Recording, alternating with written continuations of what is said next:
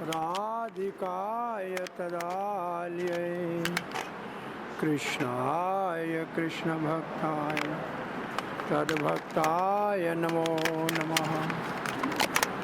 ओम नमो भगवते वासुदेवाय।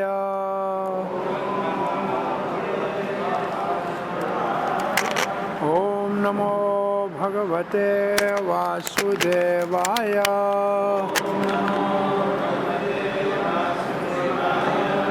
ओम नमो भगवते वासुदेवाय।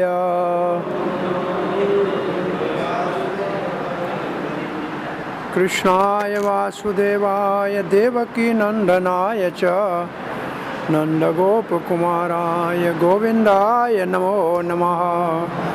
जय श्री कृष्ण चैतन्य प्रभु नित्यानंद श्री अद्वैत गदाधर शिवासादि गौर भक्त। हरे कृष्णा कृष्णा कृष्णा हरे हरे, हरे राम राम राम हरे हरे। कृष्णा श्री कृष्ण बलराम मंदिर इस्कॉन वृंदावन के भाग्यशाली भक्तों, भक्ति शास्त्री के भगवद गीता के अध्ययन में आप सबका हार्दिक स्वागत है। हम 7वें अध्याय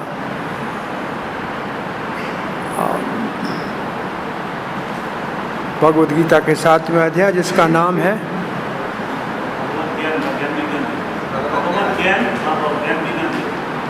ज्ञान विज्ञान योग भगवत ज्ञान। उसके हमने 2 श्लोक पहले पढ़े थे जिसमें भगवान अर्जुन को मयि आसक्त मनः पार्थ योगम युञ्जम मदाश्रय असंख्यम समग्रम माम यथा ज्ञासी तत्शृणु। तो मुझ में मन आसक्त, इसका मतलब बहुत उत्तम भक्ति का वर्णन है ये। उसे ज्ञान और विज्ञान दोनों की जानकारी होगी। उसके लिए साधन क्या है? सबसे मुख्य साधन श्रवण। और श्रवण की प्रक्रिया काम कैसे करती है?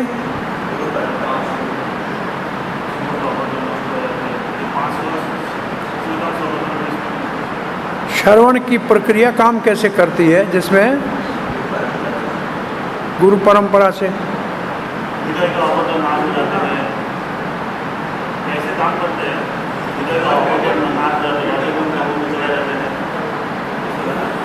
हाँ, पहले नित्य श्रवण करना चाहिए, तब भक्ति निष्ठा वाली होगी।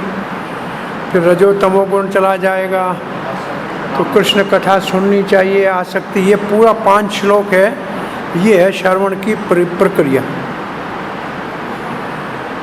और दूसरे श्लोक में भगवान के ज्ञानम ते हम सब विज्ञानम इति वक्ष्यामि अशेषत ज्ञात्वा ने भूयो दोबारा मोह में कुछ और जानने के लिए नहीं रहेगा, न विशिष्यते। तो ज्ञान और विज्ञान के साथ आपको मैं सब समझाने जा रहा हूँ। तो यहाँ ज्ञान भगवान के स्वरूप का है और विज्ञान उसकी अनुभूति है कि भगवान का स्वरूप जैसे श्याम सुंदर है तो भगवत ज्ञान है। तो इस ज्ञान को क्या कहा जाए, कोई पूछे तो भगवत संबंधी ज्ञान। ये आत्मा परमात्मा वाला ज्ञान केवल नहीं है, ये भगवत संबंधी ज्ञान है। अब ये ज्ञान विज्ञान कितना दुर्लभ है, इसके लिए तीसरा श्लोक है। तीसरे श्लोक का उद्देश्य क्या है? जो भगवान दिव्य ज्ञान देने जा रहे हैं उसकी दुर्लभता, वो बहुत दुर्लभ है। अच्छा, मैंने एक शब्द अभी कहा दिव्य ज्ञान, उसके लिए हमने क्या पढ़ा था? दिव्य ज्ञान किसको कहते हैं?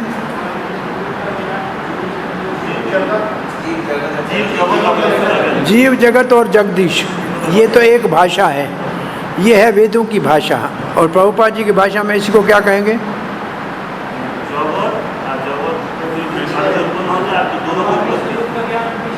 जीव आत्मा के स्वरूप का पता लगाना, जगत का पता लगाना और दोनों के स्वामी का। ठीक है। अब ये जो मनुष्याणाम सहस्रेषु हाँ, कश्चित् यतति सिद्धयतामपि सिद्धानाम कश्चिन् माम वेति तत्वतः, इसका उद्देश्य क्या है कि ज्ञान, भगवत ज्ञान और विज्ञान बहुत दुर्लभ है, ये है मुख्य उद्देश्य। अब मनुष्याणाम सहस्रेषु का मतलब हजारों इंसानों में से, कश्चित् यतति सिद्ध है, कोई एक यतनशील बड़ा शास्त्र का अनुभव करे, पढ़े तो आत्मा के विषय में जान सकता है, शरीर से आत्मा अलग है ये जान सकता है, अधिक से अधिक परमात्मा तक जान सकता है। तो ये किसका लक्षण था? ये किसका लक्ष्य था? आत्मा को जानना, शरीर को अलग जानना, आत्मा को अलग जानना, फिर परमात्मा को जानना। ये पहले 6 अध्यायों का उद्देश्य था। पहले 6 अध्यायों में यही कुछ बताया गया है। तो इसका मतलब पहले 6 अध्याय वाले हजारों में कोई एक है। अब जो ये आत्मा परमात्मा को जान चुके हैं, उनमें हजार ऐसे हैं जो ज्ञानी हैं, जो योगी हैं। उनमें से कोई एक होता है जो श्री कृष्ण को तत्व रूप से जानता है। ये श्लोक का अर्थ है। भगवान श्री चैतन्य महाप्रभु ने श्री रूप गोस्वामी को बताया है कि असंख्य जीव हैं, कुछ चर हैं, कुछ अचर हैं, कुछ चल सकते हैं, कुछ खड़े नहीं चल सकते हैं। अचल को छोड़ दो, जो चल हैं उसमें कुछ आकाश में उड़ने वाले पक्षी हैं, कुछ समुद्र में रहने वाले जलचर हैं और कुछ धरती पे चलने वाले हैं। आकाश को छोड़ दो, धरती समुद्र को छोड़ दो, धरती वालों को ले लो। धरती में भी सबसे कम मानव है, पशु है, मानव सबसे कम है। और मानव में आधे तो असभ्य हैं, आधे नास्तिक हैं, बाकी बचे आधे मानव। आधों में आधे जो है वो, उनमें से आधे तो धर्म के नाम की बात करते हैं, हम धार्मिक हैं लेकिन धर्म को जानते नहीं हैं। तो चौथा ऐसा बच गया जो धर्म को जानते हैं। जो चौथा ऐसा धर्म को जानते हैं उसमें करोड़ों कोटि कोटि कर्मी हैं, वो केवल कर्म को जानते हैं। कोटि कर्मी मध्य एक ज्ञानी श्रेष्ठ, ऐसे करोड़ कर्मियों में कोई एक ज्ञानी श्रेष्ठ होता है। फिर कहते हैं कोटि ज्ञानी मध्य कोई एक मुक्त, ऐसे करोड़ ज्ञानियों उनमें से कोई एक मुक्त होता है। फिर कहते हैं कोटि मुक्त मध्य दुर्लभ एक कृष्ण भक्त। करोड़ों जो मुक्त हैं उनमें से कोई एक दुर्लभ कृष्ण भक्त होता है। और फिर ये प्रसिद्ध श्लोक है वहां का, कौन सा? ब्रह्मांड भ्रमिते कोई भाग्यवान जीव गुरु कृष्ण प्रसाद पाए। ये श्लोक इसके बाद है। तो वो जो दुर्लभ भक्ति है वो गुरु और कृष्ण की कृपा से मिलती है। और एक और श्लोक भागवत का है ऐसे दुर्लभता की बात करने के लिए, कोटिषु नारायण प्रायण। एक भागवत का श्लोक किसी को याद है? हाँ, मुक्तानाम अपि सिद्धानाम नारायण परायण कोटिषु अपि दुर्लभ नारायण परायण। और इस 7वें अध्याय में 2 और श्लोक हैं जो इस दुर्लभता की बात करते हैं। इस 7वें अध्याय में 2 कौन से श्लोक हैं जो इस जैसे हैं? एक है 7 का 19, समात्मा से दुर्लभ। ओ हाँ बहुना। और दूसरा है 26, 7 का 26, उसमें भी लिखा है माम तो वेद न कश्चन, मुझे कोई नहीं जानता। तो 7वें अध्याय में 3 ऐसे श्लोक हैं जिससे भगवान को जानना दुर्लभ है। एक 3 नंबर, एक 19 नंबर और एक 26 नंबर। ठीक है। सो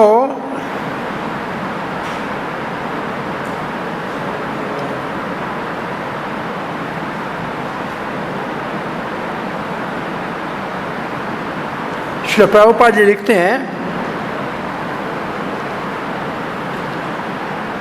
अलग स्तर के मानव हैं, हजारों में से कोई एक कम से कम इच्छुक होगा आध्यात्मिक आत्म साक्षात्कार का, और वो ये जानेगा कि मैं शरीर नहीं हूं, आत्मा हूं, और परम सत्य क्या है। मतलब ऐसा कोई एक हजारों में से जानने वाला होगा। और इतना लिखने के बाद प्रभुपाद का ये भी ज्यादा लिख दिया है, मानव तो सामान्य संसार में पशु के स्तर के ऊपर है। प्रभुपाद जी लिखते हैं, बस खाने पीने में लगे हुए, आहार निद्रा में भय मैथुन में है, ये तो कोई दिव्य ज्ञान में तो किसी की रुचि ही नहीं है।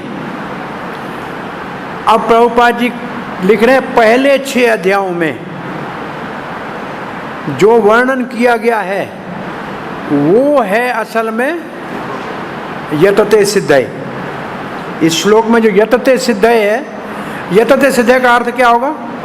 सिद्धि का यतन करने वाले, सिद्धि के लिए सावधान। और सिद्धि क्या? आत्मा की जानकारी, शरीर से अलग और परमात्मा का अनुभव। उसके लिए 2 साधन बचाए हैं। कौन से 2 साधन हैं? ज्ञान योग और ध्यान योग। और दोनों से पहले आवश्यक क्या है? निष्काम कर्म योग। तो उनसे क्या पता लगता है? आत्मा है, शरीर से अलग और परमात्मा है। इसको कहते हैं हजारों में से कोई एक। ये ठीक है। प्रभुपाद जी वो समझ सकते हैं कि मैं आत्मा शरीर से अलग हूं। अब ये कह के प्रभुपाद जी कहते, परंतु कृष्ण को समझने के लिए भक्ति चाहिए। इसका अर्थ है ज्ञान और ध्यान से कृष्ण को नहीं समझा जा सकता है। परमात्मा को समझा जा सकता है योग से, ध्यान से, और ज्ञान से ब्रह्म को समझा जा सकता है, परंतु कृष्ण को नहीं समझा जा सकता। अब कहते हैं कुछ आध्यात्मिक रास्ते वाले, आध्यात्मिक साधक ब्रह्म ज्ञान जो निर्विशेष है उसका अनुभव कर लेते हैं, क्योंकि वो कृष्ण को जानने से आसान है, उनके लिए वो सरल है। सब कुछ भगवान है, इसमें कौन सी परेशानी है? कृष्ण भगवान है, इसको मानना मुश्किल है। कृष्ण परम पुरुष भगवान है जो ब्रह्म के ज्ञान और परमात्मा से परे है। इसके बाद ये लिखा है, देखो, और अभक्तों के लिए कृष्ण को परम पुरुष के रूप में मानना बहुत मुश्किल है। और फिर प्रभुपाद कहते हैं, ये ज्ञानी लोग कई बार कहते हैं, अरे भक्ति बहुत आसान है, ज्ञान का प्रयास करके देखो, योग का अभ्यास करके देखो। प्रभुपाद कहते हैं, इतनी आसान है तो फिर आप मुश्किल क्यों कर रहे हो? आसान को कर लो ना। और फिर कहते हैं, वास्तव में भक्ति आसान नहीं है। अगर नियमों से की जाए, विधि विधान से की जाए तो आसान नहीं है। और उसके लिए भक्ति रसामृत सिंधु से प्रमाण दे रहे हैं श्लोक का, श्रुति स्मृति प्राणादि वा पंचरात्रा विधि बिना अहेतुकी एकांतिकी हरिर भक्ति उत्पाद्यैव कल्पते। इसका मतलब भक्ति कोई ऐसा नहीं है, भावुकता है। शास्त्र चाहिए, उसका आधार शास्त्र का होना चाहिए, वेद पुराण का होना चाहिए, पंचरात्र का होना चाहिए। नहीं तो केवल ऐसे भक्ति करेगा तो समाज के अंदर उत्पाद पैदा करेगा। और अब प्रभुपाद जी कहते हैं, भले कोई ब्रह्म को ब्रह्म का अनुभूति कर ले या परमात्मा की अनुभूति कर ले, परंतु कृष्ण को समझना मुश्किल है।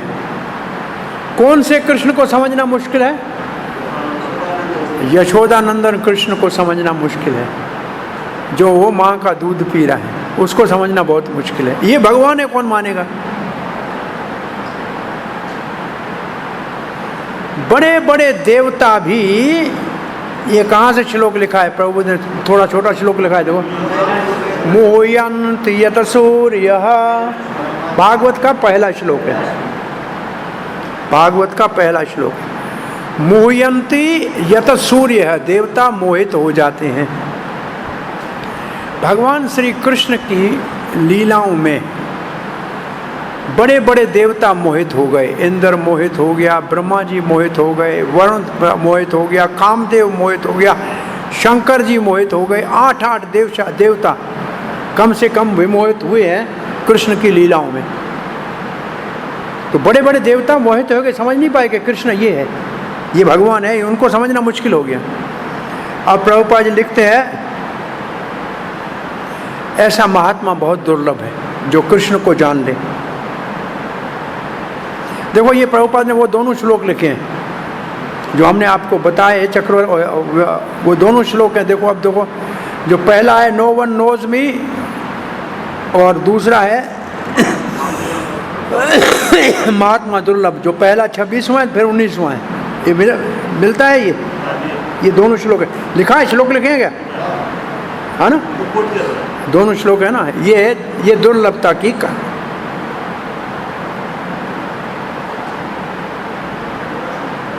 तो जब तक भक्ति का मार्ग नहीं अपनाएंगे तो कितना भी कोई बड़ा विद्वान होगा, कृष्ण को नहीं जान सकता तत्व से।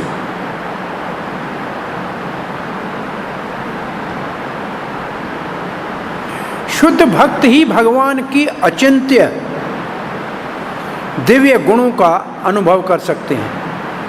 शुद्ध भक्ति के द्वारा भगवान के अचिंत्य दिव्य गुणों की अनुभूति की जा सकती है, और ये भी अनुभूति की जा सकती है कि भगवान सब कारणों के आदि कारण है, सर्वव्यापक है, सर्वशक्तिमान है, षड्गुण संपन्न है, 6 गुण परिपूर्ण है, और भक्त वत्सल है। क्या लिखा है भक्त वत्सल के लिए? क्या लिखा है? भक्तों के ऊपर दयालु है, ठीक है। और ब्रह्म साक्षात्कार के मार्ग में अंतिम लक्ष्य है कृष्ण को जानना। अब प्रभुपाद जी कहते हैं कृष्ण को जानने के लिए साधन क्या है? तो भक्ति रसामृत सिंधु से लिखते हैं, अतः श्री कृष्ण नामादि न भवेत ग्राह्यम इंद्रिय सेवानुमुख्य जीवादौ स्वयं एव स्पृदयाद। इसका कोई अपने तरफ से अर्थ सब बता सकता है? इस श्लोक का अर्थ क्या है?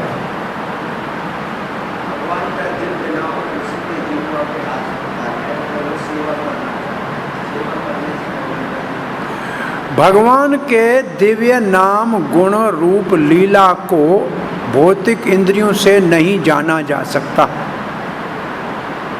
उसके लिए सेवा ही एकमात्र साधन है जिससे भगवान अपने आप प्रकट करते हैं उस भक्त के हृदय में अपने गुण रूप लीला को। और सेवा आदौ मुख्य लिखा है, मुख से सेवा शुरू करनी है। तो मुख से कौन सी सेवा है? नाम जपना और भगवत प्रसाद खाना।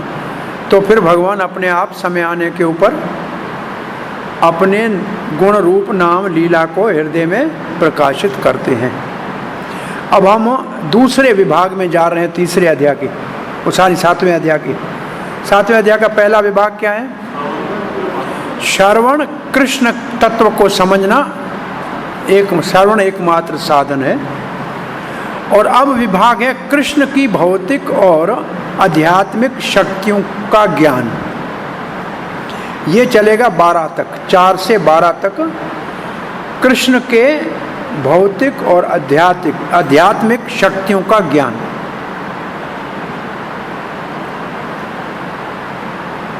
तो चौथा नंबर श्लोक पढ़ने जा रहे हैं। भूमिरापो अनलो वायु खम मनो बुद्धिरेव च अहंकारम इति अयम मे प्रकृति भिन्ना प्रकृति अष्टदा। पहले तो 5 है, उनका नाम का सबको अर्थ आता है। भूमि का अर्थ सबको आता है, आपो का पानी, ठीक है। अनलो आग, वायु अनल हो, अनिल हो तो तो अनल आग है, वो वहाँ एक वायु भी है अनिल से। खम आकाश, और 3 और लिखा है मनो बुद्धिर अहंकार एवच इति अयम में, ये 8 मेरे परंतु मुझसे अलग भिन्न है, मेरे परंतु है मुझसे अलग भिन्न अष्टधा प्रकृति। अष्टधा ये 8 प्रकार की प्रकृति है जो मुझसे अलग है। और ये है अपरा प्रकृति। कौन सी प्रकृति है ये? अपरा का मतलब निकृष्ट। क्यों है अपरा? 2 कारण। अपरा प्रकृति इसके लिए है, नंबर 1 कि ये चेतन नहीं है, जड़ है। दूसरा, ये भोग्य है, क्योंकि इसको भोगा नहीं जा सकता। ये भोग नहीं सकती, इसको भोगा जा सकता है। भोग्य है, जड़ है और भोग्य है। अचेतन जड़ और भोग्य है, भोग नहीं कर सकती। प्रकृति क्या भोग करेगी भाई? टेबल क्या करेगी? हम टेबल को इस उपयोग में ला सकते हैं। तो ये भोग्य है। और इसके विपरीत दूसरी प्रकृति है जो अगले श्लोक में आएगी, उसका नाम है परा। परा का मतलब उत्तम। और तो उसके क्या गुण हो जाएंगे? इसके बिल्कुल उल्टे करो। क्या हो गए उसके? चेतन है और भोगता है। तो अब आप ये 2 प्रकृतियों के सामने 2 ये शब्द लिख दें, ये मुख्य बात है।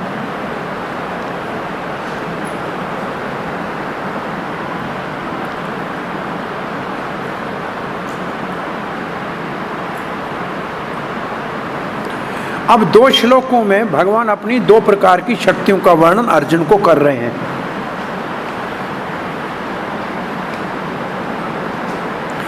दूसरे शब्दों में भगवान अपना स्वरूप,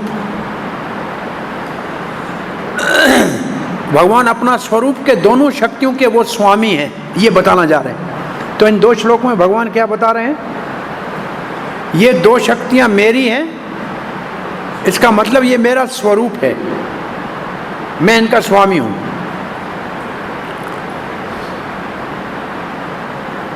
साझा पानी हरे कृष्ण। सो अब इसके बाद लिखा है कि 24 तत्व हैं सारे। यहाँ 8 बताए हैं, परंतु प्रकृति बनी हुई है 24 तत्वों की। अब आप 24 तत्व सबको मालूम है कौन से हैं? 5 तो ये हैं, क्या इसको कहते हैं? 5 ये जो पृथ्वी आकाश जल वायु को क्या कहते हैं? महाभूत। क्या कहते हैं? 5 महाभूत। ठीक है। उसके उपरांत 5 कर्म इंद्रियां, 5 ज्ञान इंद्रियां, 5 इंद्रियों के विषय,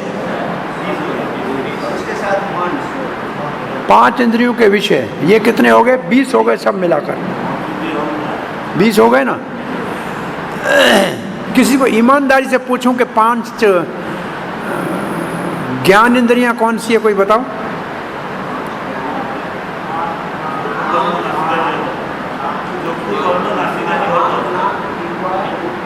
आंख, नाक, जीवा और त्वचा। और कर्म इंद्रियां? हाथ, पांव, मल मूत्र त्यागने की 2 इंद्रियां। 4, 5वां जीवा। जीवा 2 काम दोनों है, जीवा ज्ञान भी है और कर्म भी है। तो कर्म में क्या करती है जीवा? बकती है, बकती है, बोलती है। और 5 इंद्रियों के विषय कौन से हैं? कौन सा किसका विषय ये बताइए। आंख का विषय क्या है? रूप। कान का शब्द। त्वचा का? जीवा का रस।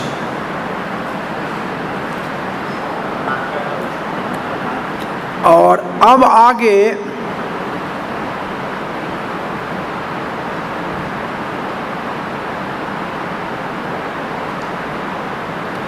अब श्रील प्रभुपाद लिखते हैं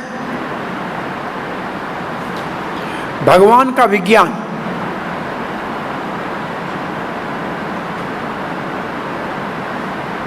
भगवत विज्ञान। और फिर लिखा है भगवत विज्ञान ये है कि भगवान के स्वरूप को और उनकी भिन्न शक्तियों का विश्लेषण करना। भगवत विज्ञान क्या है? भगवत विज्ञान है दो काम। क्या दो काम है? पहला काम भगवान के स्वरूप का और भगवान की विभिन्न शक्तियों का विश्लेषण करना। विश्लेषण करना का मतलब एनालाइज करना। क्या समझ में आया? पहली लाइन का अर्थ क्या है प्रभुपाद जी के? भगवत विज्ञान, भगवान के स्वरूप और उनकी भिन्न शक्तियों का विश्लेषण। भौतिक जगत को क्या कहा जाता है? प्रकृति। क्या कहा जाता है? और उसका मतलब ये भगवान की शक्ति है। अब प्रभुपाद जी कुछ लिखने जा रहे हैं, वो प्रकृति है नहीं, परंतु प्रकृति उनके कारण काम करती है। अब आ रहा है प्रसंग, आ रहा है तीन विष्णु। इसको कहते हैं पुरुष अवतार। क्या कहते हैं? पुरुष अवतार। ये पुरुष अवतार काय के लिए है? भौतिक सृष्टि के लिए। किसके लिए हैं ये पुरुष अवतार? किसके लिए हैं? भौतिक सृष्टि के लिए भगवान तीन पुरुष अवतार लेते हैं। अब लिखा ऐसे है प्रभुपाद जी की लेखनी से, ऐसे लगेगा कि ये तीनों भी प्रकृति है। ऐसा प्रकृति ये नहीं है। आप पढ़ के देखें, ऐसे लग रहा है? क्या लग रहा है? पढ़ के देखिए क्या लग रहा है। You read what it looks like.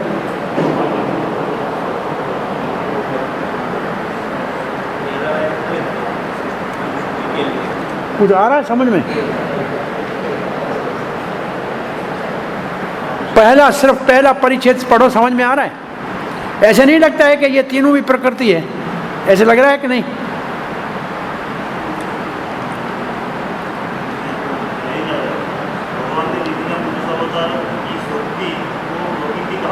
हाँ, फिर क्या लिखा है?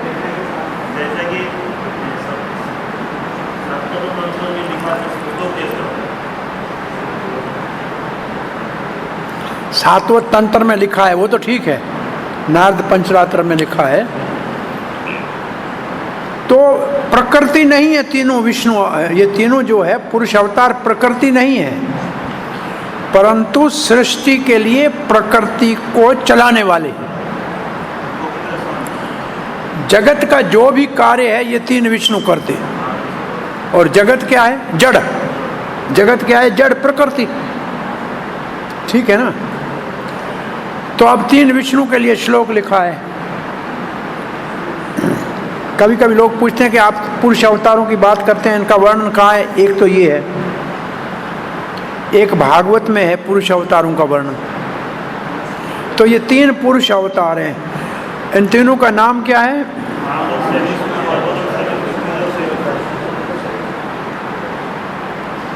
कारुण उदक शाही। इसका मतलब क्या? उदक का मतलब पानी। कारण सागर के अंदर शयन करने वाले विष्णु, इसका दूसरा नाम है महाविष्णु। उसके रोम कोपों से ब्रह्मांड निकलते हैं और वो सारे कारण सागर में लुढ़कते रहते हैं, लेकिन वो जड़ हैं, वो कुछ नहीं कर सकते। फिर दूसरा पुरुष अवतार है, उसका नाम है गर्भो दक्षाई विष्णु। गर्भ उदक में शयन करने वाले विष्णु। वो एक ब्रह्मांड में प्रवेश करेंगे।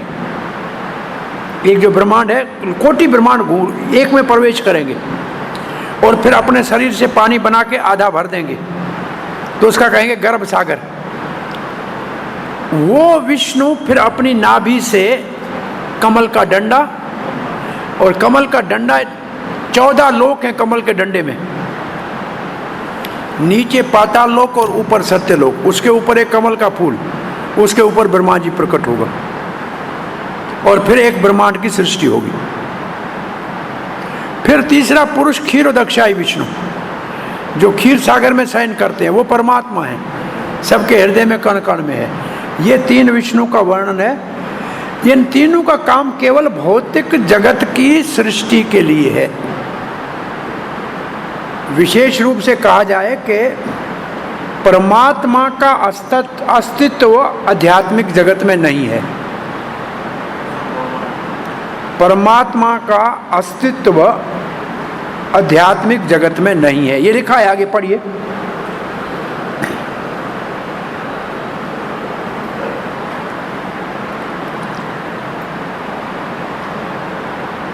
अब 3 लाइनें आगे जाके पढ़िए इसकी ट्रांसलेशन के बाद। ये भौतिक जगत भगवान की एक शक्ति का थोड़े समय के लिए विस्तार है और सारे भौतिक जगत के कार्य ये 3 विष्णु जो कृष्ण के अवतार हैं, पुरुष अवतार, वो कार्य करते हैं। और इन तीनों को पुरुष अवतार कहा जाता है। ठीक है,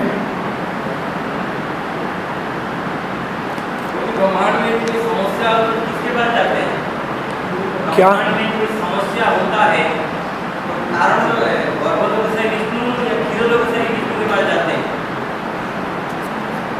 हम पढ़ते हैं क्षीर सागर के पास प्रार्थना करने गए और वो क्षीर सागर इस भौतिक जगत में है, ये ध्रुवलोक के पास, उसको श्वेत द्वीप कहते हैं। यहाँ तक जाते हैं, क्षीर सागर में प्रार्थना करते हैं। प्रभुपाद जी लिखते हैं भागवत में, प्रायः सारे अवतार गर्भोदक्षाई विष्णु से आते हैं,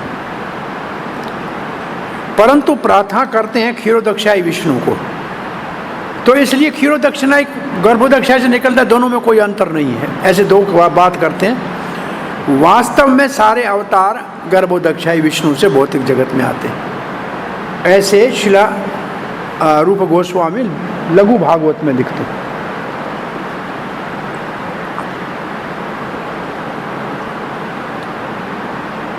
क्या कोई प्रश्न है? सारे अवतार कहाँ से आते हैं? क्षीरोदक्षाई कहोगे तो भी राइट है, गलत वो भी नहीं है, क्योंकि दोनों का ऐसे लिखा है, तो एक दूसरे में कोई अंतर नहीं है। अवतार उसके माध्यम से आते हैं।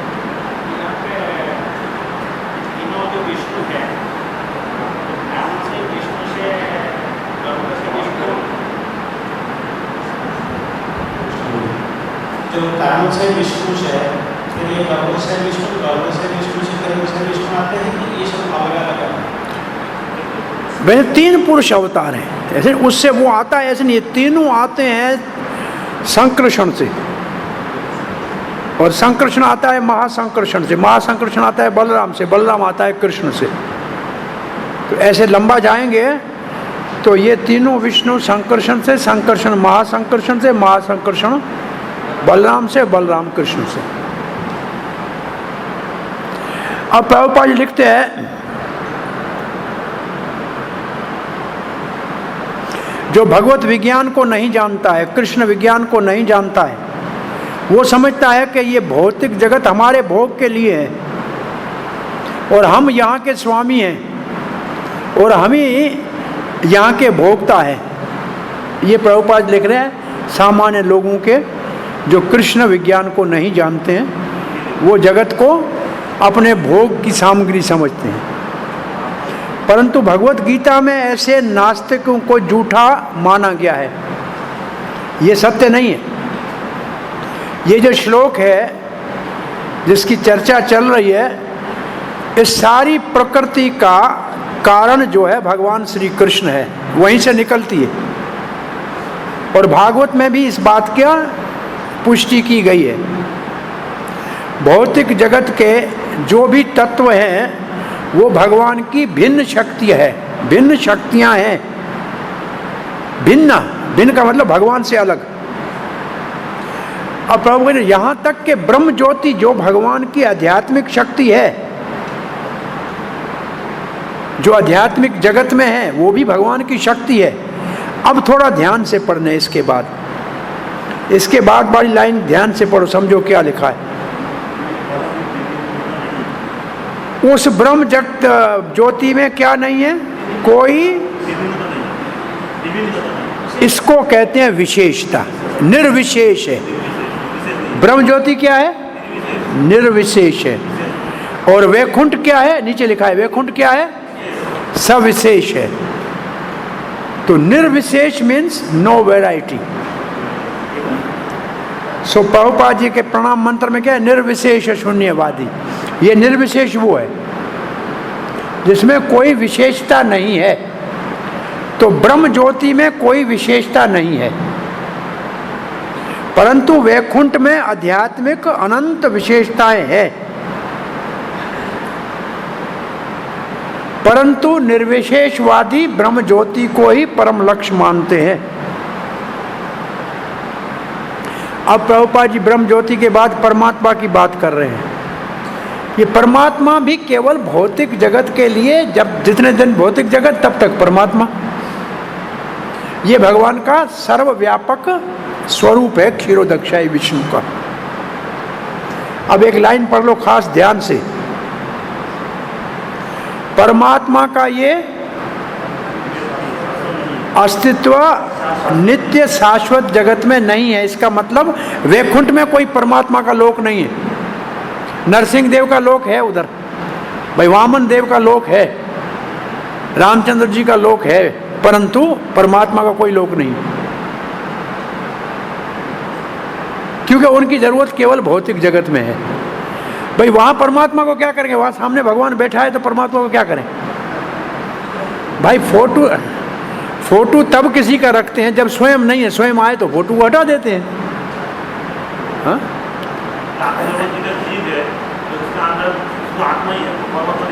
क्या वो सिर्फ जीव आत्मा है, उसके अंदर परमात्मा, वो भगवान के सामने बैठे हैं, परमात्मा को क्या करेंगे।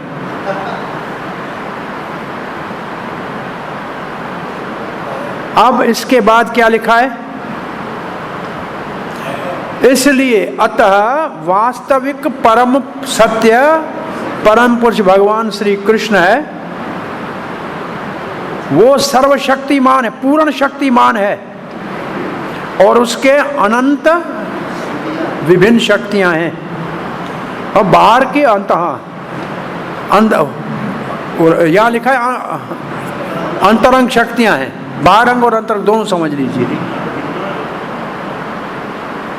और जो बाहरंग शक्ति है वो 8 का यहाँ विस्तार बताया गया है। अब श्लोक पे आ रहे हैं। ये 5 भूत बता दिया, और ये 5 भूत बताया तो 5 इंद्रियां, ये सब इसके अंतर्गत आ गई।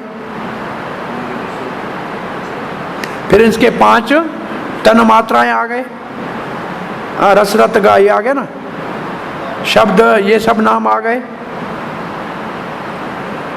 अब भौतिक दुनिया वाले प्रभुपाद कहते जो दुनिया में विज्ञान है वो केवल इन 10 चीजों को जानता है, इससे ऊपर नहीं जानता है। वो केवल ये 10 चीजें जानता है, परंतु इनसे 3 और ऊपर है, मन बुद्धि अहंकार।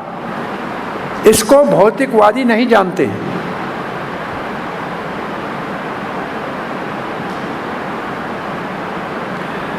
कुछ दार्शनिक मानसिक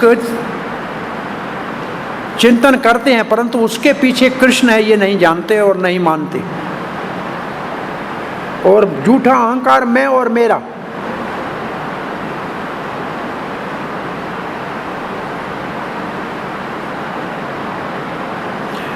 ये लिखा ऐसे लिखा है, आप इसको पढ़िए, समझ में नहीं आएगा, पढ़िए। झूठा अहंकार मैं और मेरा, ये है भौतिक अस्तित्व का मूल सिद्धांत। फिर क्या लिखा है, इसमें 10 इंद्रियां भी गिनी। इसका मतलब क्या है, इसका मतलब है जब सृष्टि होती है ना, तो ये भौतिक अहंकार जो है ये तमोगुण में, सतोगुण और रजोगुण में चला जाता है। तो फिर जब वो तमोगुण में तो इंद्रियां निकलती हैं, रजोगुण में मन, ऐसे ये अहंकार से ही सब निकलती हैं। तो वो विस्तार नहीं किया है, लेकिन ये अहंकार से इनकी सृष्टि होती है, इसका अर्थ ये, इनकी सृष्टि अहंकार से होती है। अब एक शब्द लिखा है प्रभुपाद ने, जो बुद्धि है उसको महत्त्व कहा जाता है।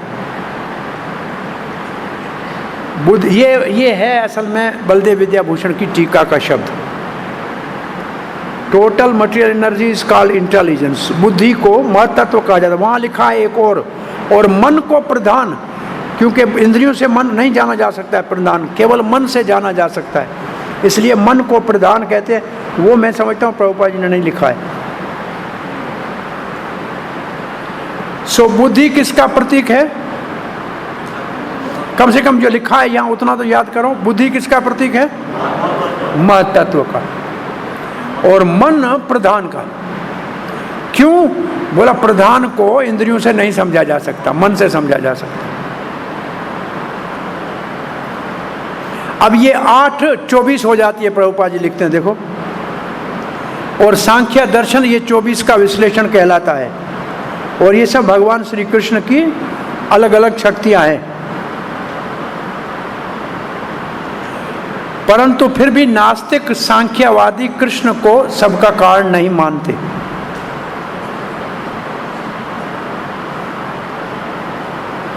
परंतु उनका विषय केवल भगवान की भौतिक प्रकृति ही है। अब जाते हैं हम 5वें श्लोक पे।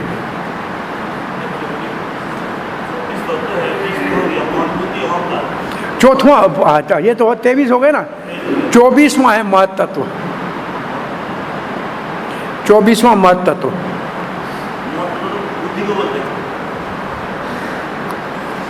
बुद्धि महत्त्व, बुद्धि को बोलते हैं लेकिन बुद्धि अलग है और महत्त्व 24वां है। चलो 24 अब याद कराया। 24 में तो हमने 20 तो सिर्फ साफ गुने थे ना। 5 महाभूत, 10 इंद्रियां, 5 इंद्रियों के विषय 20 ये हो गए। मन, बुद्धि, अहंकार 3, एक महत्त्व। ऐसे 24 ऐसे गिनते हैं। और इनमें आत्मा आ जाए तो 25 हो जाएंगे।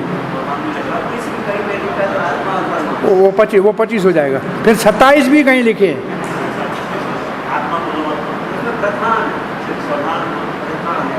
क्या चीज? प्रधान, महत्त्व और प्रधान में अंतर क्या है? एक ही चीज है। प्रधान का मतलब गोडान में रखा हुआ सामान। जैसे सामान है सारा, बहुत सामान है रसोई का, गोडान में बंद पड़ा है, तो उसका नाम है प्रधान। अब आने वाला है हमारे यहाँ जन्माष्टमी, सब सामान निकालो बाहर, सफाई करो, तो उसका नाम हो जाएगा महत्त्व। वही चीज महत्त्व है जब सृष्टि के काम में आती है, वही तब जब काम में नहीं आती है तो प्रधान कहलाती है। दोनों चीजों का, दोनों का अर्थ समझ में आया? प्रधान और महत्त्व। जो काम में नहीं आता है तब प्रधान रहता है, जब सृष्टि के काम में आता है तो महत्त्व हो जाता है। एक दूसरा उदाहरण देते हैं। बच्चा जब तक माँ के पेट में तब तक प्रधान है, बाहर निकल के आया तो महत्त्व हो गया। ऐसा उदाहरण देते हैं दूसरा। महाविष्णु के पेट में रहते हैं तो? हाँ, महाविष्णु के पेट में रहता है। गर्भोदक्षाय विष्णु, जनरली सब माल गर्भोदक्षाय के पेट में होता है, एक ब्रह्मांड का। सब ब्रह्मांड का कारुणदक्षाय के पेट में, सारे ब्रह्मांड तो उसके पेट में। एक ब्रह्मांड जो है प्रलय होगी तो गर्भोदक्षाय के पेट में जाएगा। ब्रह्मा की रात होगी तो सब गर्भोदक्षाय के। ब्रह्मा का दिन होगा फिर बाहर निकल आएगा, फिर अंदर जाएगा, फिर बाहर निकलेगा।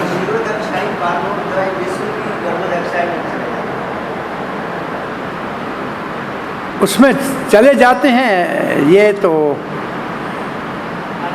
जब जब शरीर छूट जाएगा तो क्षीरोदक्षाई कहाँ जाएगा? गर्भोदक्षाई में जाएगा। हाँ,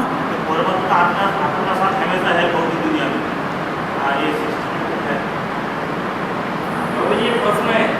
हाँ जी, प्रधान जो है ये महाविष्णु के गर्भ में रहते हैं। ये भगवान के अंदर ही होता है। बाहर निकलता है तो इसको बाहर जब निकाला जाएगा, भगवान उसके ऊपर दृष्टि डालेंगे और काल उसमें प्रवेश करेगा, तब उसमें 3 गुण, प्रधान में 3 गुण सम होते हैं। 3 गुण बिल्कुल सम स्थिति में होते हैं। जब बाहर निकाल के भगवान दृष्टि डालते हैं तो तीनों गुणों में हलचल होती है वो, और काल का प्रवेश होता है, तब सृष्टि का कर्म शुरू होता है, फिर उसमें जीवों को बिठाया जाता है और फिर ये सृष्टि का कार्य शुरू होता है। तो हम पढ़ने जा रहे हैं 5वां श्लोक। अपरेयम इतस्त्वान्याम प्रकृतिम विधि में पराम जीवभूतां महाबाहो ययेदं धार्यते जगत्। अपरेयम इतस्त्व, ये तो है अपरा, ये है अपरा प्रकृति। अन्यम, इससे अलग अलग एक और है प्रकृति। विधि में परम, वो भी मेरी है परंतु उसका नाम है परम। बोला वो परम कौन है? जीवभूतां महाभाव, हे महाभाव अर्जुन, वो है जीव, जिन्होंने भूत 5 भूतों का शरीर धारण किया हुआ है, जीव भूत। तो हमने आपको कभी बताया था 2 प्रकार के भूत कौन से होते हैं, जीव भूत और ब्रह्म भूत। जीव भूत, जीव और बद्ध जीव। ब्रह्म भूत वो भी भूत उसमें भी लगा हुआ है लेकिन वो मुक्त है। तो ये जीवों की परिभाषा है। जीव भूताम महाबाहो ययेदम धार्यते जगत। ययेदम मतलब उन जीवों के द्वारा, वो जो परा प्रकृति है उसके द्वारा जगत का धारण किया हुआ है। इसका मतलब जगत उसके लिए बना है, वो ही जगत में भोग करते हैं। जगत काय के लिए है? भोग के लिए। और जीव क्या करता है? उसमें भोग करता है, वो भोग की सामग्री है। तो जगत जीव के लिए बनाया गया कि वो जड़ है, वो तो कुछ नहीं बना सकता है। जीव के भोग के लिए जगत बनाया गया। जीव के कर्मों का भोग करेगा तो जगत चाहिए, तो इसलिए जगत बनाया गया।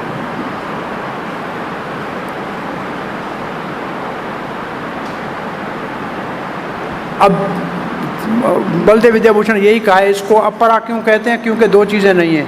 क्या है 2 चीजें? अपरा प्रकृति में 2 चीजें क्यों? क्या है अपरा क्यों है? क्योंकि ये जड़ है और भोगी है, बस ठीक है। और दूसरी जो है वो है परा, उसमें चेतन है और भोगता है। ये दोनों शक्तियां किसकी हैं? भगवान कहते हैं मेरी है। इसके लिए प्रमाण दे रहे हैं बलदेव विद्याभूषण श्रुति का, वेद का, श्वेताश्वर उपनिषद का। प्रधान क्षेत्रज्ञ पति गुणेश, प्रधान क्षेत्रज्ञ पति गुणेश। भगवान जो है स्वामी है सब जीवों का और प्रकृति का और गुणों का स्वामी है, गुणेश। श्रील प्रभुपाद लिखते हैं, यहां स्पष्ट लिखा है कि जीव भगवान की परा प्रकृति है। ठीक है ना? जीव भगवान की परा प्रकृति, और जो अपरा है वो 8 चीजों की बनी हुई है। ठीक है?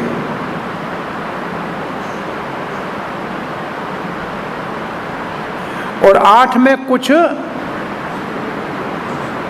सूक्ष्म है और कुछ स्थूल और सूक्ष्म है। 5 स्थूल हैं और 3 सूक्ष्म हैं। अब जीव जो परा प्रकृति है वो अपरा प्रकृति को भोगता है।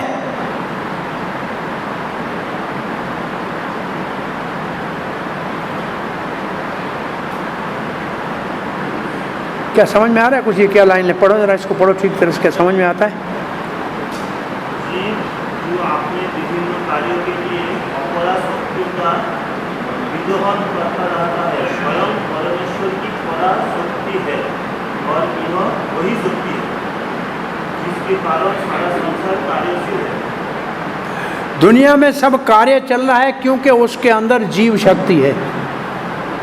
जीव शक्ति नहीं होगी तो वो अपने आप में न बढ़ सकती है न कुछ काम कर सकती है। तो सारे जगत का दोहन करना है, भोग करना है, वो जीव के कारण हो रहा है। अब प्रभुपाद लिखते हैं एक नेम है, और नेम क्या है? शक्ति सदा शक्तिमान के द्वारा नियंत्रित होती है। शक्ति होगी तो शक्ति का शक्तिमान होगा। तो ये सारे शक्तियां और इनका शक्तिमान है भगवान। शक्ति स्वतंत्र नहीं हो सकती। दो बातें प्रभुपाद जी ने लिखी, ध्यान रखिए। एक बात तो ये लिखी है क्या? शक्ति सदा शक्तिमान के नियंत्रण में होगी, बस में होगी, और कभी भी, एक बात। दूसरी बात, शक्ति कभी भी शक्तिमान के समान शक्तिशाली नहीं हो सकती। ये कम बुद्धिमान वाले ऐसे कह सकते हैं, परंतु शक्ति शक्तिमान के समान कभी नहीं हो सकती। ये कहने का, ये लाइन लिखने का प्रभुपाद जी का अर्थ है कि जो लोग कहते हैं कि जीव और ब्रह्म एक है, वो ठीक नहीं है। इसके लिए भागवत के 10वें स्कंद में ये है वेद की स्तुति, श्रुति स्तुति, उसका श्लोक दिया हुआ है। पूरा श्लोक है क्या? हाँ, ये श्लोक दिया हुआ है। उस श्लोक का भाव ये है कि भगवान अगर ये जीव स्वतंत्र होते तो आपके वश में नहीं होते।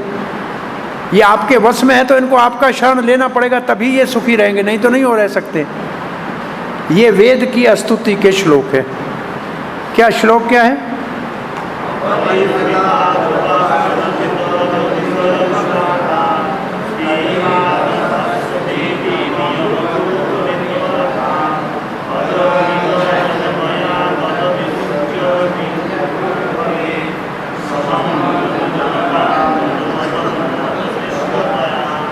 क्या मतलब इसका हुआ? पढ़िए। ये परम शाश्वत, यदि सारे देहधारी जीव आप इन्हीं की तरह शाश्वत एवं सर्वव्यापी होते हैं तो वे आपके नियंत्रण में न होते।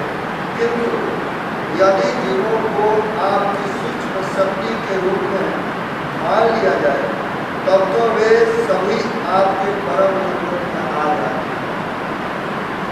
अतः वास्तविक मुक्ति को आपकी शरण में जाना है। अब बात में 3 बातें बता दी कि जीव स्वतंत्र होते तो आपके बस में नहीं होते। ये आप में बस में हैं तो इनकी मुक्ति तब हो सकती है जब आपकी शरणागति ले। और इसका भाव क्या है? क्यों ये श्लोक यहाँ दिया है प्रभुपाद ने कि जीव भगवान के समान नहीं हो सकता। अब आइए आगे पढ़िए। प्रभुपाद जी जो लिख रहे हैं एक चैतन्य चरितामृत के श्लोक का भाव है, क्या है जरा देखो।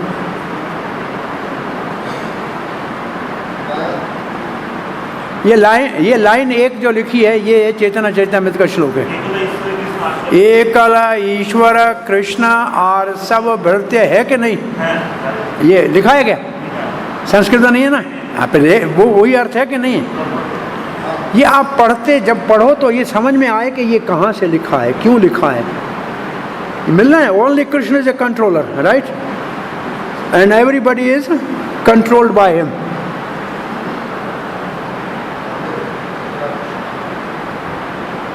इसके बाद लिखा है, वो भी ध्यान से पढ़ने जैसा है। जीव भगवान के समान गुण वाले हैं परंतु मात्रा बराबर नहीं है।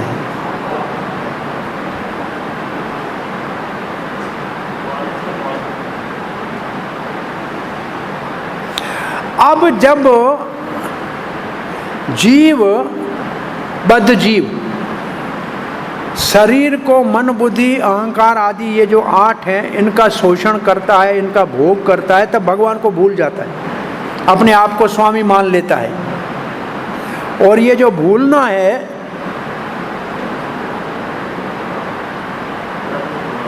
ये माया के कारण है। प्रकृति लिखा है, प्रकृति का मतलब माया।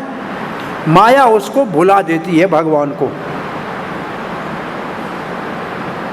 जब माया के प्रभाव से मुक्त हो जाएंगे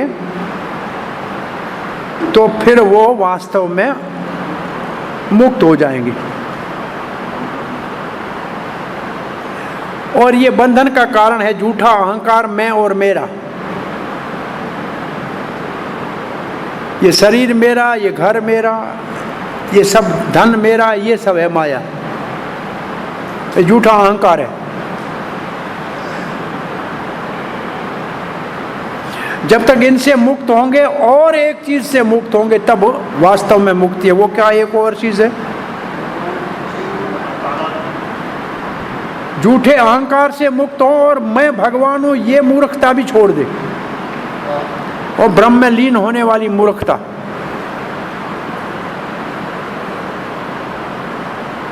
तो फिर सारांश ये है भगवत गीता का, जीव भगवान की अनंत शक्तियों में से एक शक्ति है। अगर वो भौतिक प्रकृति के प्रभाव से छूट जाए और कृष्ण भावना भावित हो जाए तो मुक्त हो जाएगा। ये दो प्रकृतियों का वर्णन हो गया, परा और अपरा का, ठीक है। अब छठा श्लोक, एतद् योनीनि भूतानि सर्वाणीति उपधार्य अहम कृत्स्नस्य जगतः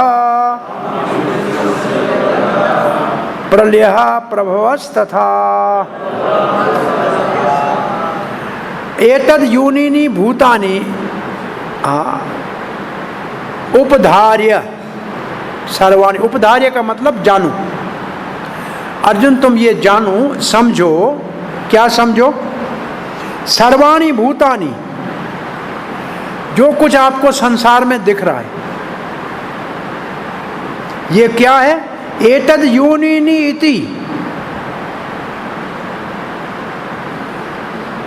जो कुछ दुनिया में आपको दिख रहा है, जो आपको दिख रहा है ये दो ही शक्तियां हैं और कुछ नहीं। परा और अपरा शक्ति और कुछ नहीं। इन सब जो दुनिया में दिख रहा है इसकी माता ये दो शक्तियां हैं। योनि का मतलब जन्म देने वाली, जो कुछ भी दिख रहा है। अब दुनिया में जो कुछ भी है ये दो ही शक्तियां हैं और कुछ नहीं। और फिर भगवान कहते हैं अहम कृत्स्नस्य जगत, और ये जगत इन दो शक्तियों के द्वारा मैं प्रभव इसकी सृष्टि करता हूं और प्रलय इसका प्रलय भी करता हूं। मेरी शक्तियां हैं, सब कुछ ये जगत उससे बना हुआ है। मैं इसको उत्पन्न करता हूं और जब चाहूं तब इसका समय आएगा प्रलय भी कर लूं। ये श्लोक का अर्थ है। तो इसमें से सबसे अच्छी बात क्या है समझने के लिए? को कुछ भी उठाओ, दो ही चीजें, तीसरी चीज है ही नहीं इस दुनिया में। प्रकृति है या अपरा है या परा है, और कुछ भी नहीं। इतनी सारी कुछ भी वे इतना सारा विशेषताएं दिख रही हैं लेकिन दो ही चीजें हैं और कुछ नहीं। या आत्मा है या प्रकृति के ये 8 चीजें हैं, इससे अलग कुछ नहीं। इन दो शक्तियों के द्वारा भगवान सृष्टि करते हैं। एक लाइन में कहा जाए कि इन दो शक्तियों के द्वारा भगवान भौतिक जगत की सृष्टि करते हैं। तो भौतिक जगत की सृष्टि किससे होती है? दो शक्तियों के द्वारा, ठीक है। जितना अचर जगत है, चर जगत है, सारा चर अचर जगत इन दो सृष्टियों की ही सृष्टि है। अब एक शब्द लिखा है जो आपके आएगा 14वें अध्याय में।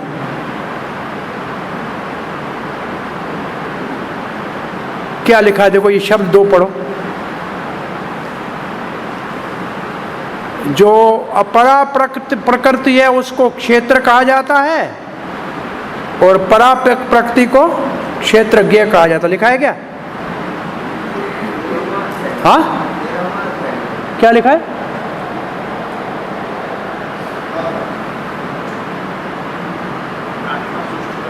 क्षेत्र क्या लिखा है कि नहीं? हाँ,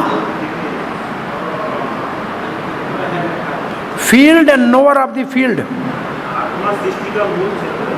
क्या लिखा है? आत्मा सृष्टि का मूल क्षेत्र है, पदार्थ आत्मा द्वारा उत्पन्न किया जाता है। ये भाषा ठीक नहीं है।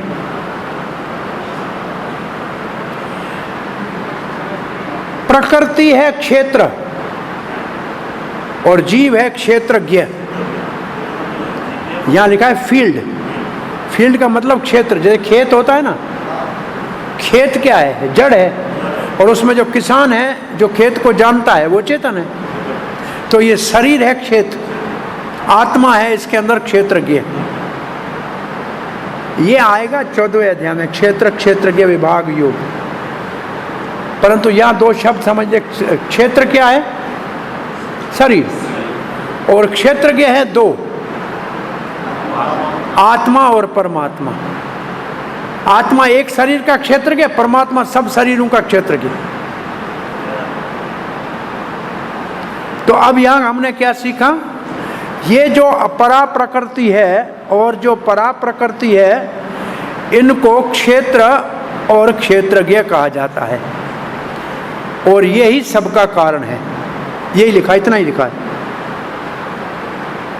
और ये दोनों शक्ति भगवान श्री कृष्ण कहते हैं मुझसे उत्पन्न होती है, इसलिए मैं सारे इस संसार की उत्पत्ति का प्रभव का कारण हूं। और नहीं, ये आपके पास नहीं लिखा होगा, मैं बलदेव विद्याभूषण पढ़ रहा हूँ। मैं समझा आप मुश्किल में पड़ गए। नहीं, मैं देखा नहीं ऊपर, ये बलदेव विद्याभूषण की टीका पढ़ रहा हूँ। आपके पास क्या है, आते हो उसके ऊपर। प्रभव और प्रलय का अर्थ हो गया। आप प्रभुपाद जी लिखते हैं, जो कुछ भी दुनिया में जिसका अस्तित्व है वो या तो जड़ है या चेतन है। ऐसे लिखा है ना, जड़ और चेतन लिखा है। क्या लिखा है? हाँ, पदार्थ और आत्मा, ये दोनों गलत शब्द हैं। जड़ और चेतन लिखना चाहिए। अंग्रेजी में लिखा है मैटर एंड स्पिरिट। स्पिरिट का मतलब आत्मा थोड़ी है, स्पिरिट सोल थोड़ी लिखा है। जड़ और चेतन क्या है? जड़ और चेतन। जो कुछ दिखता है सब जड़ है और चेतन है, और जो चेतन है वो जड़ की उत्पत्ति का कारण है।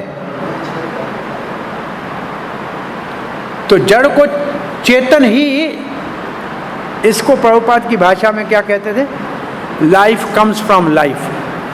जीवन जीवन से आएगा, जड़ से जीवन नहीं पैदा हो सकता। इसका मतलब जो जड़ दिख रहा है उसको पैदा करने वाला चेतन है।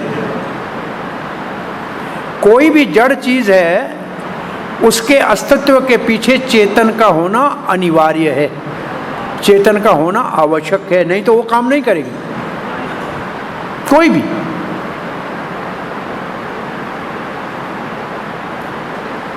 तो भौतिक जगत काय के लिए बोला? जीवों के लिए। जीव है तो भौतिक जगत है, जीव नहीं है तो भौतिक जगत को क्या करेंगे? अब प्रभुपाद जी, ये शरीर है, बड़ा होता है क्योंकि इसके अंदर आत्मा है। छोटा बच्चा बड़ा हो जाता है, जवान हो जाता है, आत्मा है। तो आत्मा नहीं होगी तो कोई बढ़ेगा थोड़ी। इसका मतलब शरीर को बढ़ाने और चलाने वाली आत्मा है। ये सीधी सी बात है। और जैसे एक शरीर की बात है, ऐसे पूरे सृष्टि को देख लो तो उसके अंदर भी आत्मा है। तो एक जगत की आत्मा कौन है? जगत की आत्मा है गर्भोदक्षाई विष्णु। एक ब्रह्मांड की आत्मा है गर्भोदक्षाई विष्णु,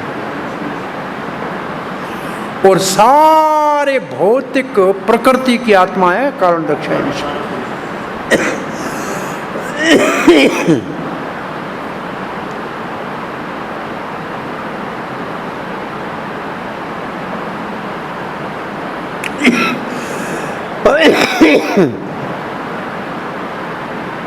तो एक ही सिद्धांत है, जहां भी कोई चीज बढ़ती दिखाई दे, जन्म लेती दिखाई दे, तो उसके पीछे, जड़ के पीछे चेतन का होना जरूरी है। अब चेतन को कोई भी पैदा नहीं कर सकता। भौतिक चेतन की उत्पत्ति नहीं हो सकती, वो तो पहले से है, उसको पैदा नहीं किया जा सकता। पैदा होता है शरीर, और तब होता है जब उसमें आत्मा आती है, नहीं तो नहीं हो सकता। तो पैदा होता है, जन्म होता है शरीर का, मृत्यु होती है शरीर की। आत्मा तो न जन्म लेती है न मरती है। तो यहाँ अर्थ ये है कि कोई भी चीज़ अगर आपको दिखती है कि बन रही है तो उसके पीछे चेतन है।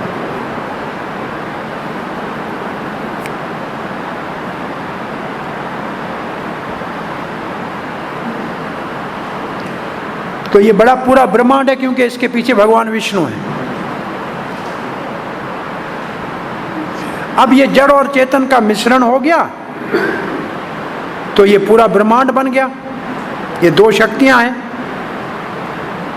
तो भगवान ही इन सब का आदि कारण है।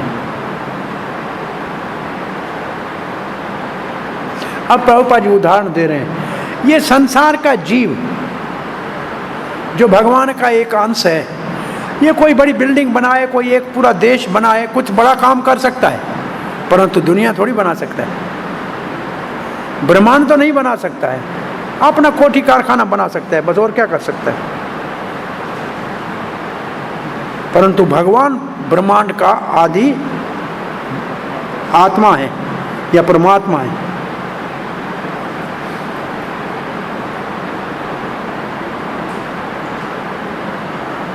अब एक लाइन पढ़ो, थोड़ा समझने की, सिर्फ पढ़ो क्या लिखा है। परमेश्वर विष्णु विराट तथा लघु दोनों की आत्माओं के कारण। कौन सी आत्माओं के कारण है? विराट और लघु। हाँ, बिग और बड़े और छोटे आत्मा दोनों के कारण। क्या लिखा है? बड़ा और छोटा। अब बड़ा कौन सा आत्मा है, छोटा कौन सा आत्मा है? बड़ा आत्मा है एक ब्रह्मांड के अंदर, और छोटा आत्मा है एक शरीर के अंदर। ये दोनों का कारण है भगवान श्री कृष्ण। परंतु दोनों में अंतर क्या है, चलो ये बता दो। बड़ा आत्मा, छोटा आत्मा। बड़ा आत्मा हो गया गर्भोदक्षाई विष्णु, छोटा आत्मा हो गया हमारा आत्मा। अब दोनों भगवान, इन दोनों का कारण भगवान है, ये तो ठीक है, पर दोनों में अंतर है। छोटा आत्मा जीव है, ये भगवान की पराशक्ति है। बड़ा आत्मा भगवान का विस्तार है, विष्णु तत्व है, वो जीव तत्व नहीं है। ये अंतर जरूर समझना चाहिए। छोटा आत्मा जीव तत्व है, बड़ा आत्मा विष्णु तत्व है। दोनों है, एक चीज नहीं है, परंतु दोनों का कारण कृष्ण है। ये बात समझ में आ रही है? हाँ, स्पष्ट है नहीं? पहले छोटा और बड़ा आत्मा तो समझो। छोटा और बड़ा आत्मा सबको समझ में आ रहा है? छोटा आत्मा का मतलब इस शरीर को चलाने वाला जीवात्मा। बड़ा आत्मा मतलब ब्रह्मांड को चलाने वाला गर्भोदक्षाई विष्णु, जिससे तभी वो ब्रह्मांड। तो ये दोनों का कारण कृष्ण है, ये तो ठीक है, परंतु ये दोनों समान नहीं है। वो विष्णु है और ये जीव है, इतना अंतर है। ठीक है, आगे क्या लिखा है? अब उपनिषद का मंत्र दे दिया, नित्यो नेतनानाम चेतस चेतानाम एको बहुनाम विद्याति कामन। इसका क्या अर्थ है? भगवान चेतन एक, जीव चेतन अनेक। अनेक चेतन जीवों की इच्छाएं भगवान अनादिकाल से पूरी करता आ रहा है। ये श्लोक का अर्थ है। ठीक है, अब इस 7वें श्लोक को पढ़ लेते हैं। मत परतरम नान्यत् किंचिद अस्ति धनंजय मयि सर्वम इदं प्रोतम सूत्रे मणिगणा इव।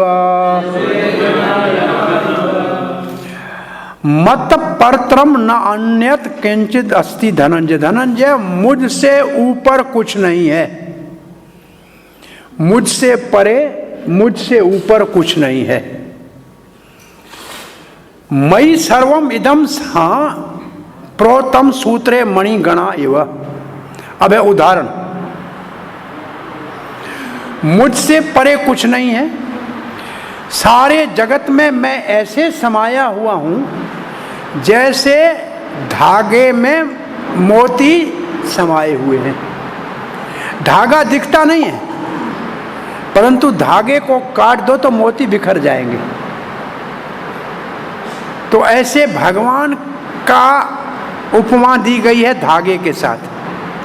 कौन सा भगवान है ये? कौन सा भगवान है जो धागे के सर्वव्यापक? कौन है? क्षीरोदक्षाई विष्णु परमात्मा, जो जगत के कण कण में है। और बाकी सब जो भी भाई दोनों जड़ है चेतन, वो शक्तियां हैं, वो है मणि, वो मणि है। तो अब इस श्लोक का अनुवाद पढ़िए, समझ में आया आपको कि नहीं आया?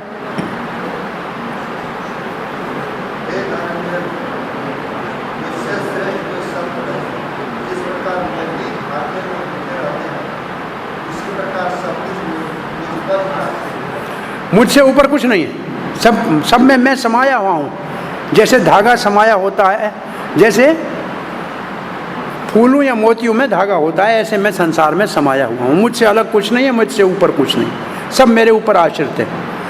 अब चक्रवर्ती बात लिखते हैं, इसके कारण मैं सब कुछ हूँ।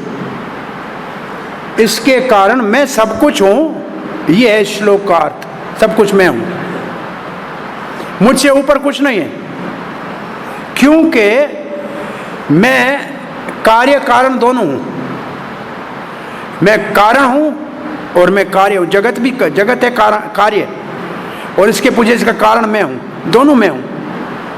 मुझसे अलग कुछ नहीं है। जगत क्या है? बोला ये मेरी अपरा प्रकृति है, और इसको चलाने के लिए कौन है? बोला मेरी परा प्रकृति है। दोनों का कारण कौन है? मैं हूँ।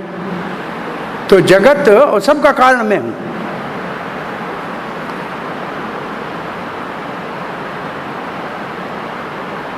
और मैं शक्ति हूँ और मैं शक्तिमान भी हूँ। शक्ति भी मेरी और मैं उनका शक्तिमान भी मैं। शक्तिमान भी मेरी, शक्तिमान भी मेरे। तो कारण है शक्तिमान और कार्य है शक्ति। कार्य होता है शक्ति के द्वारा और कारण होता है शक्तिमान। अब कहते हैं श्रुति में भी ये लिखा है, बृहदारण्यक के ये दोनों उपनिषद में चक्रवर्ती पाद का है।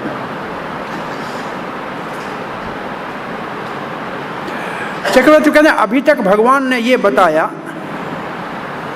कि कैसे दोनों शक्तियां मेरी है, अभी तक ये बताया। अब ये बताने जा रहे हैं कि मैं सबके अंदर समाया हुआ हूं। ये मेरा है एक बात है, पर मैं इसके अंदर समाया हुआ हूं ये दूसरी बात है। ये समझ में आ रहा है कुछ? ये सब कुछ ये मेरी शक्तियां हैं, परंतु अब कह रहे हैं मैं इसमें अंदर भी हूं। ये मेरी है और मैं इसके अंदर हूं। ये पूरा जगत सर्वमिदम, जिसमें जड़ और चेतन दोनों हैं, परा अपरा प्रकृति दोनों हैं, क्योंकि वो मेरे है इसलिए मैं उसका कारण हूं। परंतु परमात्मा के रूप में मैं इसके अंदर और प्रवेश हुआ हूं। ये दो मेरी शक्तियां हैं, ठीक है, परंतु अब परमात्मा के रूप में इन दोनों के अंदर मैंने प्रवेश किया है। ये हमारे अंदर परमात्मा है, कण कण में है, जड़ जड़ में, सब कुछ है, सब जगह पे है, अणु परमाणु में है ना। तो पहले ये मेरी शक्तियां बताई। अब इन शक्तियों में मेरे एक और विस्तार से मैं प्रविष्ट हूं, वो है मेरा परमात्मा का विस्तार। तो अब बात क्या कही जा रही है? अभी तक ये कहा गया था कि जड़ चेतन मेरी शक्तियां हैं। अब कह रहे हैं इन दोनों मेरी शक्तियां हैं, परंतु इसमें भी मैं समाया हुआ हूं। केवल मेरी शक्तियां हैं, मेरी शक्ति है मैंने पैदा करके छोड़ दी, ऐसा नहीं है। इसके अंदर भी मैं समाया हुआ हूं। कैसे समाये हुए हो? परमात्मा के रूप में। और इसके लिए दिया है उदाहरण, जैसे मोती धागे के ऊपर आश्रित है। धागा सब है, हर एक मोती के अंदर समाया हुआ है। ऐसे हम में से हर एक के अंदर परमात्मा प्रविष्ट है, ये इसका अर्थ है।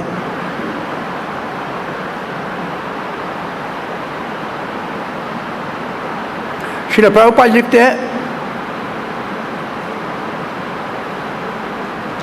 एक संसार में सदा ही विवाद रहता है। कौन सा? भगवान साकार है कि निराकार है।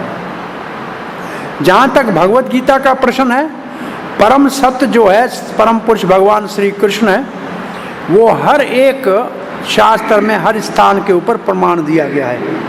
इस श्लोक में तो विशेष रूप से ये कहा गया है कि परम सत्य एक व्यक्ति है। और ब्रह्मा संहिता में भी कहा गया, वो श्लोक सबको आता है, ईश्वर परम कृष्ण। और फिर लिखते हैं,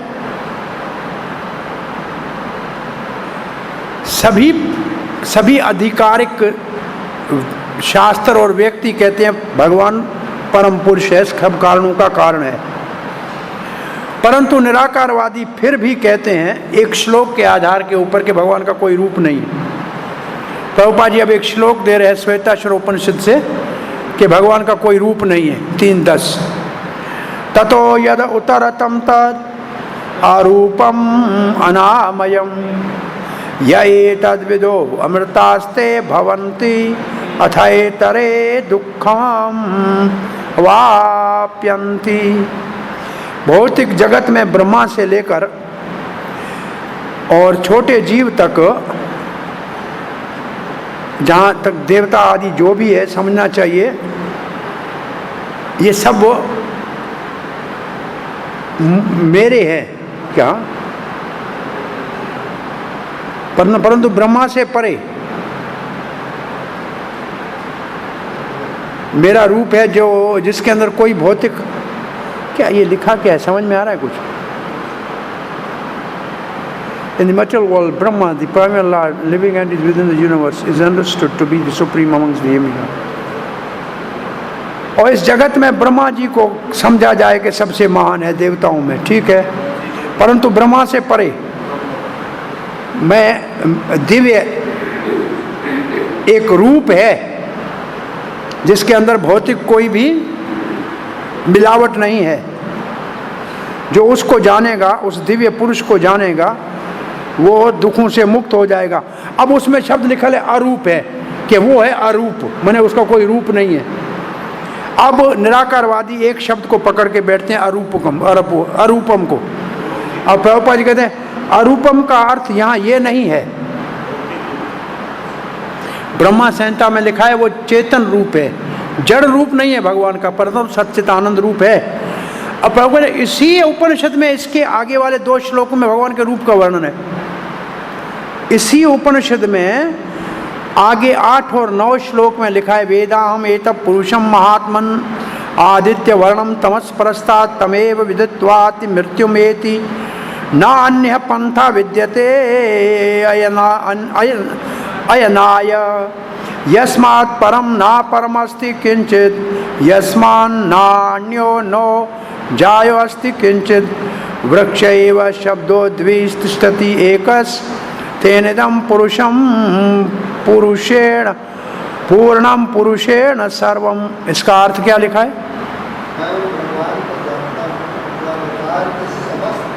उस भगवान को जानता हूँ जो अंधकार से परे है, परम ज्योतिमान है, ठीक है। उसको जो जानेगा वो जन्म मृत्यु से मुक्त हो जाएगा।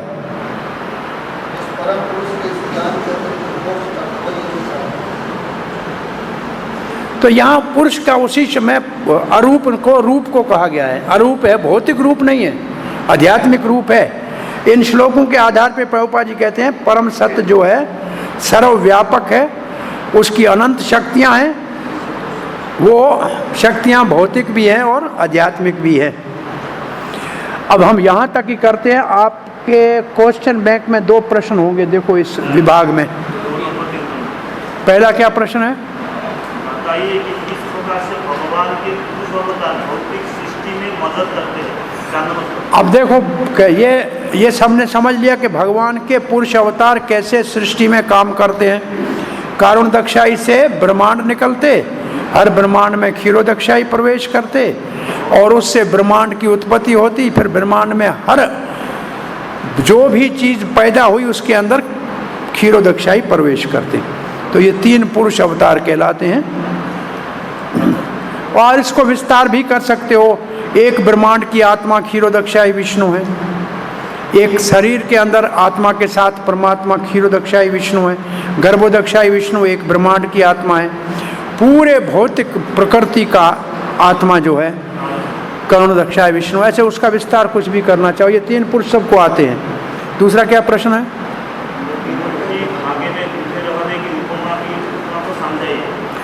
तो धागा है भगवान और मोती है ये जगत।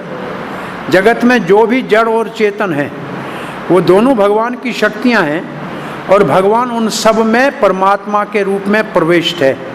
तो धागा है परमात्मा का प्रतीक, जो है भगवान का विस्तार, जो जगत के कण कण में अणु अणु परमाणु परमाणु में समाया हुआ है, ऐसे जैसे मणियों के बीच में धागा समाया हुआ है। तो धागा है परमात्मा का प्रतीक, जो भगवान का विस्तार है श्री कृष्ण का। और मणियाँ जो है जो मोती है वो है इस जगत का हर एक पदार्थ, जड़ चेतन दोनों। जो कुछ दिखता है वो सब के अंदर परमात्मा समाया हुआ है। हरे कृष्णा, धन्यवाद। अब क्या समझ में आया कुछ के नहीं आया? थोड़ा ही पढ़ा है हमने, 3, 4, 5, 6, 7, 5 श्लोक पढ़े हैं।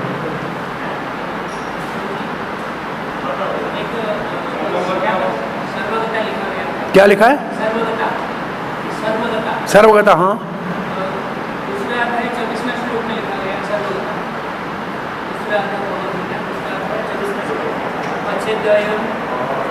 वो आत्मा सर्वगत है। हाँ हाँ,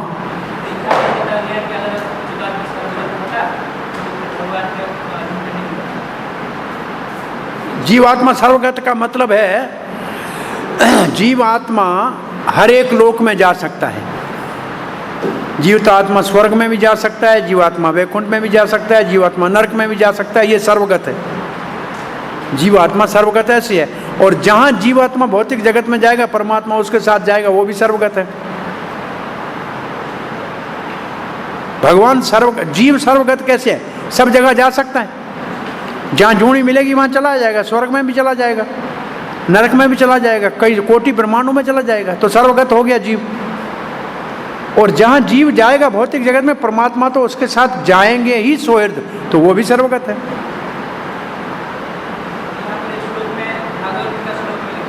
हाँ, क्या लिखा है? क्या कहना क्या चाहते दिखाई? क्या है इसमें, क्या लिखा है? इस श्लोक में लिखा गया कि अगर जीवात्मा सर्वगत होता तो फिर वो भगवान के अधीन में नहीं। सर्वगत नहीं, यहाँ है कि स्वतंत्र होता तो, स्वतंत्र होता तो वहाँ जहाँ भी जाता है वो भगवान के निर्देश से जाता है, अपने आप से नहीं जा सकता है। भाई जीव आत्मा को स्वर्ग में कौन भेजेगा? भाई कोई अधिकारी भेजेगा ना, अपने आप नहीं जा सकता है। स्वतंत्र नहीं है, या स्वतंत्र है, सर्वगत नहीं है, स्वतंत्र है। शब्द है स्वतंत्र होना चाहिए। क्या लिखा है? सर्वगत है, लिखा है सर्वगत। अपरिमिता स्तनुभूत्यां यदि सर्वगता। अपनी इच्छा से सब जगह जाता है, इसका अर्थ होगा अपनी इच्छा से सब जगह नहीं जा सकता है, आपके निर्देश के अनुसार जाएगा। वो अपने आप नहीं जा सकता, अपनी इच्छा नहीं जाए, आपके निर्देश से जा सकता है, भगवान की इच्छा से जा सकता है, अथवा अपने कर्मों से देवता उनको कहीं भेजें तो भी जा सकते हैं, अपने आप नहीं जा सकता है। आप ये 8वें अध्याय में पढ़ेंगे, कोई जीव यहाँ से अपने आप नहीं जा सकता है। या तो देवता कोई लेके जाएंगे, स्वर्ग में जाना है तो नरक में जाना है तो ले जाएंगे, यमदूत ले जाएंगे, और भगवत धाम जाना है तो भगवत पार्षद आएंगे। अपने आप नहीं जा सकता बेचारा, अपने आप नहीं जा सकता, अपने आप जाने का कोई साधन नहीं है। 8वें अध्याय में हम पढ़ेंगे ये कि 12 देवता ले जाते हैं उसको, जब भगवत धाम जाना है तो जहाँ से वापस नहीं आता है, 8 देवता उसको ले जाते हैं, जो जाता है वहाँ से वापस आता है। तो एक को कहते हैं देवयान मार्ग, एक को पितृयान मार्ग, तो उसमें सब देवता है, वो ले जाते हैं पकड़ के। जैसे प्रसाद है, महाप्रसाद अंदर से बाहर अपने आप नहीं आता है, पुजारी बाहर लाता है। हाँ, है तो प्रसाद, लेकिन आता पुजारी लाता है बाहर, तभी बाहर आता है, अपने आप नहीं आता है। तो ऐसे किसी कोई उठा के आता है तभी आता है बाहर। तो जीव को कोई ले जाता है तभी जाता है। अचलो यम, वैसे अचल है, एक अर्थ अचल का है, चल नहीं सकता है, कोई पकड़ के ले जाएगा तब जाएगा। परंतु एक दूसरा अचल है कि अपने स्वरूप से कभी नहीं पतन होता उसका, जैसा है वैसे ही रहता है। तो यहाँ इसका ओरिजिनल श्लोक को पढ़िए, उसमें प्रभुपाद जी का तात्पर्य तो है नहीं, प्रभुपाद जी का तात्पर्य नहीं है, 10वां स्कंद का अंतिम श्लोक है, नहीं इसका नहीं है।